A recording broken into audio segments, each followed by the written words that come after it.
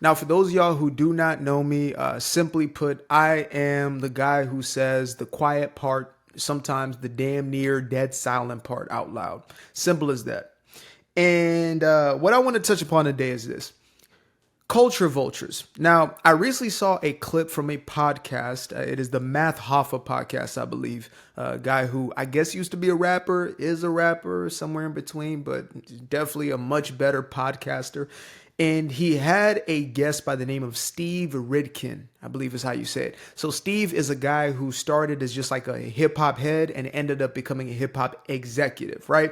And he had acts such as, from Lil Flip, who many of y'all might not remember, all the way to Akon, who is somebody that pretty much is globally recognized. And on the show, he was talking about how in the very beginning, when he first scouted Akon, before he became an executive, etc., he said he saw something in him. Now, Akon was unknown to a majority of the world, right? Only known maybe in his little town, his little city, whatever it was. He had a little buzz going on over there. But besides that, he was unknown. And Steve said, mind you, who was a white man, he said that Akon was bound to be his biggest artist, but not only his biggest artist, but one of the biggest artists ever. And he said this at a time, again, there was zero sales to show for it. Akon had just finished up an album. Steve had heard 3 songs on there and said, these songs are going to change music. This is the ringtone era. And he said, these are going to be people's ringtones, for life, when people thought that ringtones were going to be a thing for life. And so he goes to the executives, talks to them, and they say, this is not it. We need something else. We need something more hood, more street, more whatever. And Steve was like, y'all don't get it. Like, this is it. This is the one. Like, he's the one. And they say, nah. And he's like, well, F y'all. I'm about to push this and y'all will see. And so they drop the album and he literally sells less than 10,000 copies, like 2,000 or 3,000 copies or something like that, right? So you can only imagine how he felt at that moment. However, he continues to push the record. All of a sudden, he gets it in the hands of DJs in the streets and things of that nature, and gets it in the right hands. And all of a sudden, he gets a call from an executive maybe 2 months later. And the executive's like, what the hell is going on? I'm hearing these damn songs everywhere. Like, everywhere I go, I'm hearing Locked Up. Everywhere I go, I'm hearing Locked Up. And he's like, yeah, I mean, that's how the record works. And the record went from selling like 2,000, 3,000 to like, selling 30,000 a week, then 40, then 50,000 a week. And long story short, this album ended up selling, I believe, 9 million copies, which is basically 1 million short of Diamond. That's Michael Jackson status right there. And so, Akon becomes a phenomenon, etc. Now, the reason I share this long-winded story is to show that this was a man who happened to be a white dude who came into a quote-unquote black space, i.e. hip-hop or rap, and he essentially uplifted a brother to a place where he believed in him so much that he wanted to get his record moved. He wanted to get this guy in a place where he belonged to be, which is to become a superstar. And that's exactly what happened. Now, I am well aware that there are those who look to take advantage of, young artists. Like, I come out the music space. I completely get it. That's why I chose to be independent with everything I do, including when I made the transition to content, right? I understand that it's always going to be a best case scenario for them, and you might get some crumbs at best unless you have a lot of leverage, like you're already a huge artist and, you essentially can sign a real partnership sort of agreement as opposed to just like a worker bee agreement. And so I'm well aware that there are those who will even go into industries they don't really care about or don't understand and leech off of it. I get that. Trust me.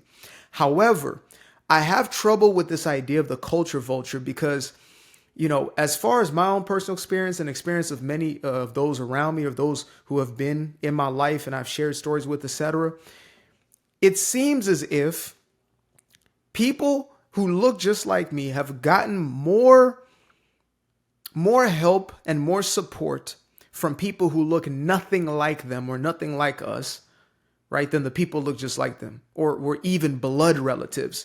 So we talk about, oh man, we got to help each other. We got to help each other, black owned business, support black owned, support. Yet when you look at the reality of it, unfortunately, there are many cases where it is conflict there, where there's hate there, where there's jealousy there, even within households of 2 brothers or 2 cousins or whatever it may be. And it will take an outsider to actually push that thing. Like Leo Cohen is one, or what's his name? Is it Leo Cohen? Yeah, Leo Cohen, who essentially started as the roadie for Run DMC and ended up becoming one of the biggest executives within music. Started 300 as a label, ended up signing Young Thug, and building out the career that we know of Young Thug came through 300. Not saying he wouldn't have become that anyway, but nevertheless, that was the trajectory. And yet there's a man who's always labeled a culture vulture. Or we look at Vlad TV. Is he a Fed? Is he not? I don't know. But what I do know is so many people are labeling him as a culture vulture, when in truth, I think to myself, how many of these other platforms are allowing all these guys to have a platform and to put money in their pocket? Some of these guys are getting paid 20, 30,000, 40,000 in some of these cases for an interview. Now, of course, yes, because it is mutually beneficial, but nevertheless, they're willing to do business with you, put bread in your pocket, to push your message or whatever you got going on. Now, I might not believe in a lot of the cultural elements that are being pushed. That's just me. I believe a lot of it is degeneracy and toxicity, but that's the entire rap scene or rap culture, period. That has nothing to do with, the executive or the artist. They're both choosing to, push out degenerate content, then that's on them. But I think it's a perfect place to really establish this idea of what happened to simply being able to work together. Even in the craziest situations like the mafia, right? The mafia was disorganized until there came a man by the name of Meyer Lansky. And what's his name? Lucky Luciano, right?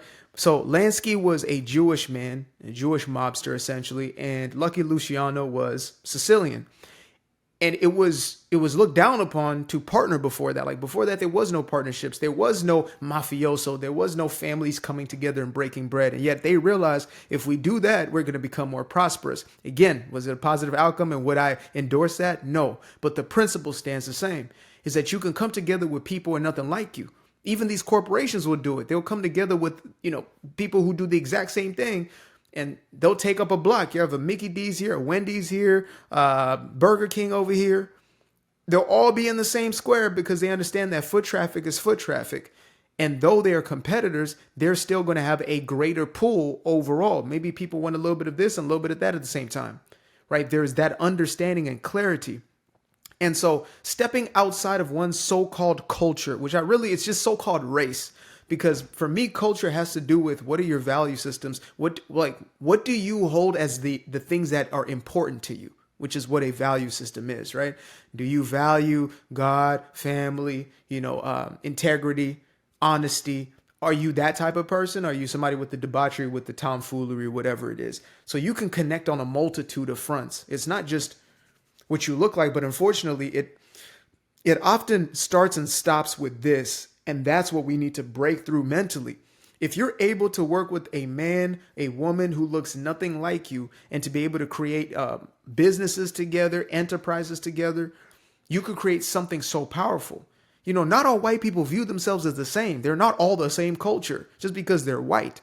One is Italian, one is Irish, one is, Swedish or whatever it is. Like when you go to Europe, you'll see they just see themselves as I'm Belgian, I am, I'm Danish, I'm German, whatever it may be. But they could say, you know what, let's come together and let's build something. And that's the mentality we have to get into, is to say, you can always cross those bridges, and to view everything through, well, that's a white man in hip hop, that's culture vulture. Look, there's as many vultures that look just like the artists. When you go into some of these little label situations and you see the person who screwed them over look just like them. I look at the story of Mike Tyson, who was brought up to become a champion by a man who poured sweat, blood, and tears into him. Man, Cus D'Amato, an old white man who took this little young, boy from the streets who had just raw ambition and talent and crafted him into a champion. And Mike loved that man as much as he loves his damn pigeons with his entire life, And then there was also a man introduced to him after Cus D'Amato passed away, who was Don King. And Don King became his promoter. Don King, a black man who always talked about, for the black man, and I'm for the black, and I'm for the black fighter, I'm for the black fighter. Don King ended up robbing Mike of multis of hundreds of millions of dollars. He finessed him. He was a vulture. The culture vulture element is never supposed to, it's not like the short-sightedness is to say, oh, because they don't look like us, they're the culture vulture. There are people who look just like you who are going to be a vulture, and people look nothing like you who are going to be your greatest ally. And the faster you can come to realize that, the faster you will actually start to build. Some of my greatest clients, when I was still doing client work as a digital marketing I guess, boutique per se. First freelancer, and then I created a little company. It wasn't nothing major. It wasn't really my passion, but I threw myself into it. I was running for my purpose, right? Which is what I'm doing now. But I remember that my first clients were, older white guy, maybe 6-year-old white guy, right? Who would have thought? And then, older white, half Hispanic, half white lady who ended up becoming one of my long-term clients. And then, Persian doctor, eye doctor, and things of that nature. Like, I started getting clients who look nothing like me. Yet these were some of my greatest clientele. These were some of the people that I built with and put money in my pocket and believed in me, even when I hadn't built up the skill sets, even when I didn't fully know what I was doing. I was very young and, and I was hungry and I was looking to get my foot through the door. And these people believed in me. And if I just said, oh, they're trying to leech onto what I got going on, and they're trying to take something from me, I would have missed the entire blessing. And I'm too busy looking for somebody who looks like me. We've been so conditioned and programmed to just look for color. It's like, not understanding that person. No, you didn't even look at the values. It's like getting into a relationship. You didn't even look at the person's personality. You just saw the outside. Okay, they got this. She kind of thick. She got okay. I mean, she's cute in the face. All right, cool. What the hell does that mean? What's that going to mean as far as the context of a relationship with this person? You're trying to marry this person. You don't even know who they are. All you know is what they look like. You see the curves on them and nothing else. That's an issue, my friend. That is an issue. And you're going to find that to be an issue the further that you roll out, right? You end up having these Jay-Z Dame Dash situations. Do I know who was in the wrong? Probably both in that situation. Likely both. I know both have fan bases that would just ride or die for them, but probably both. You have thousands, well, maybe not thousands, but enough of those situations within the very same industry, right? People have said, oh, L.A. Reid, he done did this and he done did that. How is that not a culture vulture? So again, I understand there are those who look to take advantage. There are those who, want to leech onto something. And for me, I say from a business standpoint, which I don't necessarily get too much into business, even though I am very business minded on one side. I say, if you really believe that you want to, if you really believe that you have something of significance, something you create, go ahead and get that thing registered. Simple as that. If you want ownership of it, then you got to register. You got to get the patent, the copyright, or the trademark, whichever one is the appropriate thing for whatever you're building out or whatever you got going on, right? If it's not a financial thing, then it's just an ego thing. You're like, this is our thing. This is my thing. Nobody else can touch it. You're not going to go very far. You're going to stay stagnant. Like, the reason why hip hop became the biggest genre in the world is because some people were willing to open their hands because different people got involved. The executives who get a terrible name because everybody says they screwed me over. Think about that. How many millions upon millions of dollars did they put into these young black artists' hands? If you really want to think about it. Oh, but they screwed them and they did this and they did that. Just like the NBA. Oh, but he's making a bill. Okay, yeah. So if the dude who paid LeBron is making 10 billion and LeBron makes $1 billion, what's the problem with that? Why can we not support that? Why can we not endorse that? Oh, because it's a white guy doing it? That is so crazy. That is out of pocket. It is out of pocket. I'm telling y'all, I'm putting y'all on game right now. Like, get out of your little ecosystem, your little bubble, and you will transcend that, and you will find yourself in the midst of those who are genuinely moving and shaking things, those who are building things for the long run, those who are changing the world, those with messages that are going to change the world. If I said, oh, I'm a black YouTuber, and that's what I am, and I'm a black content creator. No, I'm not. I'm a masterful content creator. I'm a speaker. I'm an orator. I'm a communicator. I'm a writer. I'm a storyteller. These things that I am, but I'm not defined and putting it in this small incubated box and say, I will only work with those who look like this. Absolutely not. Absolutely. I can better help the people that so-called look like me by working with everybody to make my thing as big as possible. When Quavo goes and does that song with Luke Bryan, he does that country song and, then he opens up to a larger market. So now whoever he collabs with, now there's a bigger market or bigger audience that are being exposed to that artist. He might be a hip hop artist he's now featuring, right?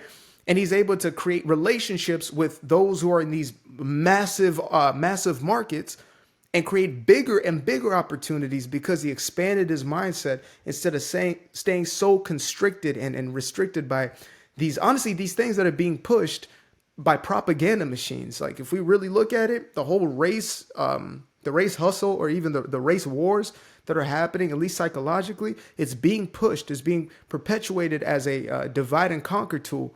And I'm not falling for it, and neither should you. I mean, if you want to, you can go ahead and do so, and you see how limited you stay. Your capacity will stay exactly here. But once you break free from that and you see the beauty of this world, and that there are multitudes of people that you can actually tap in with, tap into their talents and their gifts, and vice versa, that's when you change the world.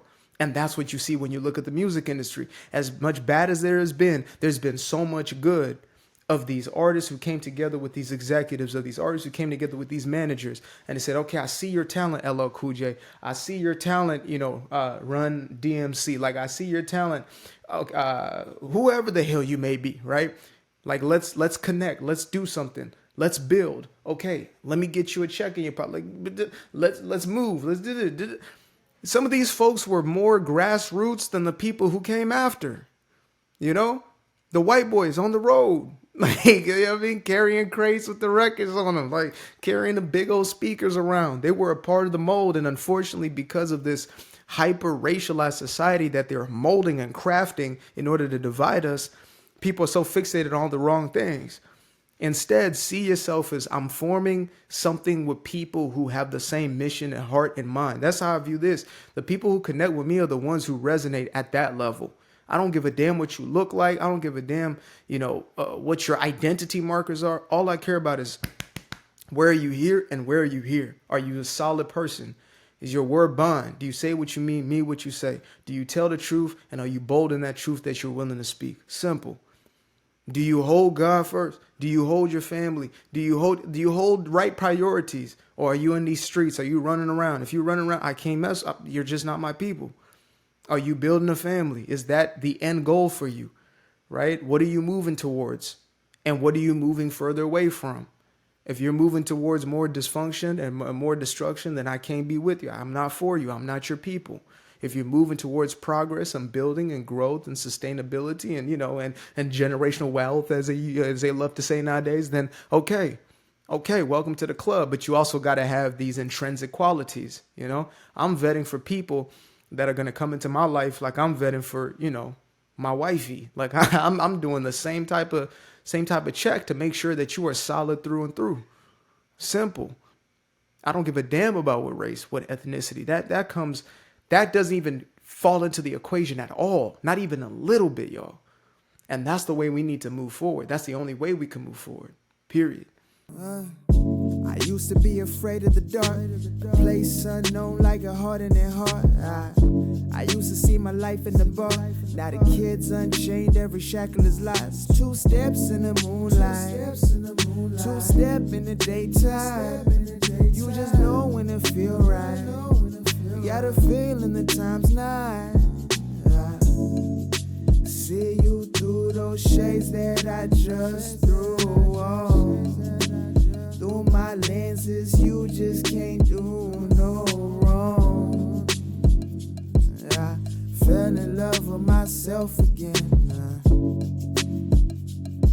I fell in love with myself. I fell in love with the sunshine. I fell in love with the light. I fell in love with the full moon. I fell in love with the night.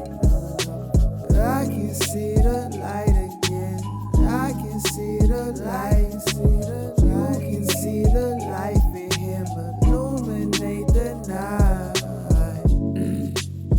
I know the time is taking. A 365, that's a full rotation. I see you looking up, you know them constellations. Constantly gazing like house of praises, you get to praising.